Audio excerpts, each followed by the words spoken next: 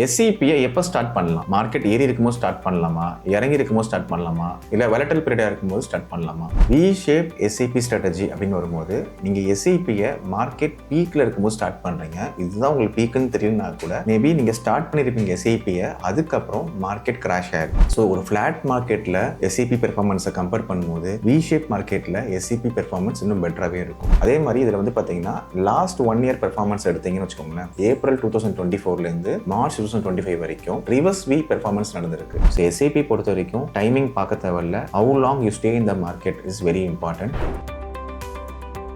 Hello everyone, இன்னைக்கு we shape SIP ஸ்ட்ராட்டஜினா என்னன்னு பார்க்கலாம். அந்த வி ஷேப் எஸ்ஐபி பத்தி பார்க்கறதுக்கு முன்னாடி எஸ்ஐபியை எப்போ ஸ்டார்ட் பண்ணலாம்? மார்க்கெட் ஏறி இருக்கும்போது ஸ்டார்ட் பண்ணலாமா, இறங்கி இருக்கும்போது ஸ்டார்ட் பண்ணலாமா, இல்ல வெலட்டல் பீரியடா இருக்கும்போது ஸ்டார்ட் பண்ணலாமா? எஸ்ஐபி ஸ்டார்ட் பண்றதுக்கு மார்க்கெட் கண்டிஷன் நீங்க எதுவுமே அனலைஸ் பண்ண அவசியம் இல்லை. மார்க்கெட் இறங்கி இருக்கும்போது ஸ்டார்ட் பண்ணலாம், ஏறி இருக்கும்போது ஸ்டார்ட் பண்ணலாம், வெலட்டலா இருக்கும்போது கூட நீங்க ஸ்டார்ட் பண்ணலாம். முக்கியமான விஷயம், எஸ்ஐபியில் நீங்க டிசிப்ளினா லாங் டர்ம் இன்வெஸ்ட் பண்றீங்க, மந்த் ஆன் மந்த் தான் இன்வெஸ்ட் பண்ணுவீங்க. உங்களுக்கு ருபி காஸ்ட் ஆவரேஜ் ஆகும். ஸோ மார்க்கெட் ஏறும்போது இன்வெஸ்ட் ஆகும், இறங்கும் போது இன்வெஸ்ட் ஆகும். அப்படி ஆகும்போது ஆவரேஜ் ஆகுது, உங்க ரிட்டர்ன்ஸை பெட்டரா கொடுக்குது. ஸோ நீங்க மார்க்கெட் டவுன் ட்ரெண்ட்ல இருக்கும்போது இன்வெஸ்ட் பண்ணும்போது உங்க என்ஏவி கம்மியா இருக்கும், யூனிட்ஸ் பெட்டரா இருக்கும். அதிகமா இருக்கும்போது என்ஏவி அதிகமா இருக்கும், யூனிட்ஸ் கம்மியா இருக்கும். நீங்க லாங் டர்ம் இன்வெஸ்ட் பண்ணுவீங்க, வித்ட்ரா பண்ணும்போது டோட்டல் யூனிட்ஸ் இன்டூ அன்னைக்கு என்ஏவியால மல்டிப்ளை பண்ணி தான் உங்க வேல்யூ உங்களுக்கு கொடுப்பாங்க. ஸோ அப்படி பார்க்கும்போது இதுதான் பீக் வேல்யூ, இதுதான் லோயஸ்ட் வேல்யூன்னு உங்களால் ஐடென்டிஃபை பண்ணவே முடியாது. ஸோ எஸ்ஐபியை எனி மார்க்கெட் கண்டிஷன் நீங்க ஸ்டார்ட் பண்ணலாம், கன்டினியூ பண்ணலாம். இதுல வி ஷேப்ட் எஸ்ஐபி ஸ்ட்ராட்டஜினா என்னன்றதையும்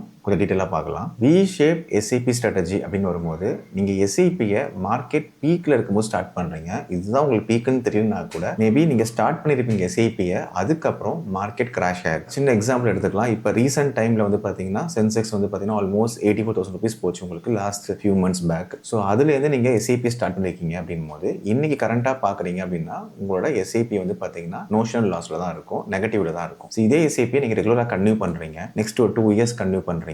இந்த மார்க்கெட் ஃபால் வி ஷேப்ல ஸ்டார்ட் பண்ணி இங்கேருந்து உங்களுக்கு டிக்ரீஸ் ஆகி அகைன் இன்க்ரீஸ் ஆகும்போது என்ன ஆகும்னு பார்த்தீங்கன்னா உங்களோட எஸ்ஐபி ரிட்டர்ன்ஸ் வந்து பெட்டராகவே கொடுக்கும். சின்ன எக்ஸாம்பிள், இப்போ லாஸ்ட் 6 months பேக் நீங்கள் எஸ்ஐபி ஸ்டார்ட் பண்ணியிருக்கீங்க, இன்னைக்கு நெகட்டிவ்ல இருக்கு. தட் மீன்ஸ் ஒரு 10 rupees இருந்த என்ஏவி அன்னைக்கு இருந்துச்சு அப்படின்னா இன்னைக்கு வந்து பார்த்தீங்கன்னா அப்ராக்சிமேட்டா 9 rupees ரேஞ்சில் உங்களுக்கு இருக்கும். 10,000 rupees இன்வெஸ்ட் பண்ணிருக்கீங்க அப்படின்னா 10,000 டிவைடட் பை 10 rupees என்ஏவி போடும்போது உங்களுக்கு 1000 யூனிட்ஸ் கிடைக்கும். இதே இன்னைக்கு நீங்க இன்வெஸ்ட் பண்றீங்க, இன்னைக்கு இருக்கிற என்ஏவி 9 rupees. ஸோ 10,000 டிவைடட் பை 9 rupees போட்டீங்க அப்படின்னா உங்களுக்கு யூனிட்ஸ் வந்து 1000 யூனிட்ஸ் பெட்டராகவே கிடைக்கும். ஸோ அப்படி பார்க்கும்போது என்ஏவி கம்மியாக ஆகும்போது உங்களுக்கு யூனிட்ஸ் பெட்டராக கிடைக்கும். இதே நீங்கள் வித்ட்ரா பண்ணும்போது என்ஏவி கூட இருந்துச்சுன்னா உங்கள் ரிட்டர்ன்ஸ் உங்களுக்கு பெட்டராக கிடைக்கும். ஸோ வி ஸ்ட்ராட்டஜின்றது என்னன்னா, நீங்கள் மார்க்கெட் பீக்கில் இருக்கும்போது ஸ்டார்ட் பண்ணுறீங்க, இன் பிட்வீன் மார்க்கெட் டிக்ரீஸ் ஆகிருக்கும் போது கண்டினியூஸாக உங்கள் இன்வெஸ்ட்மெண்ட்டை நீங்கள் கன்டினியூ பண்ணுறீங்க. எஸ்ஐபியை ஸ்டாப் பண்ணாமல் எஸ்ஐபியை கண்டினியூஸாக இன்வெஸ்ட் பண்ணிட்டே வரீங்க. அப்படி இன்வெஸ்ட் பண்ணும்போது அகைன் திருப்பி மார்க்கெட் ரிட்டர்ன்ஸ் வந்து இன்னும் பெட்டராகவே கொடுக்கும். ஸோ ஒரு ஃபிளாட் மார்க்கெட்டில் எஸ்ஐபி பெர்ஃபார்மன்ஸை கம்பேர் பண்ணும்போது வி ஷேப் மார்க்கெட்டில்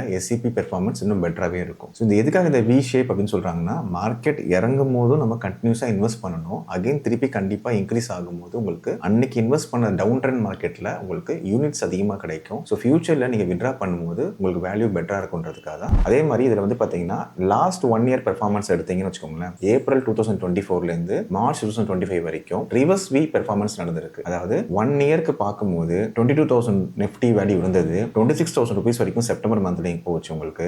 அதுக்கப்புறம் திரும்பி அகைன் 22,000 rupees வரைக்கும் நீங்க மார்ச் மந்த் வரைக்கும் அந்த நிஃப்டி இருந்துச்சு. அப்படி பார்க்கும்போது ரிவர்ஸ் வீன்னு சொல்லலாம். ஸோ எதுக்காக இந்த சைக்கிள் நான் காமிக்கிறேன் அப்படின்னா, உங்க பெர்ஃபார்மன்ஸ் லெஸ் தென் 1 இயர் வரும்போது உங்களுக்கு ரிட்டர்ன்ஸ் வந்து பாத்தீங்கன்னா இந்த அப்ஸ் அண்ட் டவுன்ஸ்னால நோஷனல் லாஸா தெரியும், மேபி ப்ராஃபிட்டும் சம்டைம்ஸ் பெட்டராகவும் கொடுக்கும். ஸோ நீங்க எஸ்ஐபின்னு வரும்போது லாங் டர்ம் கன்டினியூ பண்ணணும். ஈவன் மார்க்கெட் பீக்ல இருந்தாலும் நீங்க இன்வெஸ்ட்மெண்ட் ஸ்டார்ட் பண்ணணும், லோல இருந்தாலும் ஸ்டார்ட் பண்ணணும். ஸோ என்ஏவியோட ஹையஸ்ட் என்ஏவி லோயஸ்ட் என்ஏவிக்காக நீங்க வெயிட் பண்ணாம உங்க எஸ்ஐபியை உடனே ஸ்டார்ட் பண்ணுங்க. இது எதுக்காக இந்த டிஃபரன்ஸ் சொல்றேன் அப்படின்னா, உங்களுக்கு இப்போ நீங்க எக்ஸாம்பிள் செப்டம்பர் 2024 ஒரு எஸ்ஐபி ஸ்டார்ட் பண்றீங்க அப்படின்னா பீக்ல இருந்துச்சு, அகைன் மார்க்கெட் கம்மியாச்சு, இப்போ ஏப்ரல் மந்த்ல அகைன் சம் ரெக்கவரி இருக்கு. ஸோ அப்படி பார்க்கும்போது அகைன் திருப்பி இன்னும் கம்ப்ளீட்டா ரெக்கவரி ஆகும்போது உங்களுக்கு வி ஷேப்ல அந்த ரெக்கவரி இருக்கும். ஸோ நீங்க லாஸ்ட் 2 years 3 years 5 years வரும்போது இன்னும் ரிட்டர்ன்ஸ் பெட்டரா இருக்கும். இந்த வி ஷேப் ஸ்ட்ராட்டஜி எதுக்காக அண்டர்ஸ்டாண்ட் பண்ணணும்னா, லோயஸ்ட் பாயிண்ட்காக வெயிட்டும் பண்ண வேணா, இல்ல இதுதான் நீங்க ஹையஸ்ட் பாயிண்ட் நினைச்சு எஸ்ஐபியை நீங்க ஸ்டார்ட் பண்ணாமே விடாதீங்க. கண்டிப்பா எஸ்ஐபியை உங்களால எப்ப சர்ப்ளஸ் பண்ணி இருக்கோ ஸ்டார்ட் பண்ணுங்க. லாங் லாங் டேர்முக்கு கன்டினியூ பண்ணி இன்வெஸ்ட் பண்ணுங்க. ஸோ உங்கள் ஃபினான்ஷியல் கோல்ஸ் அலைன் பண்ணி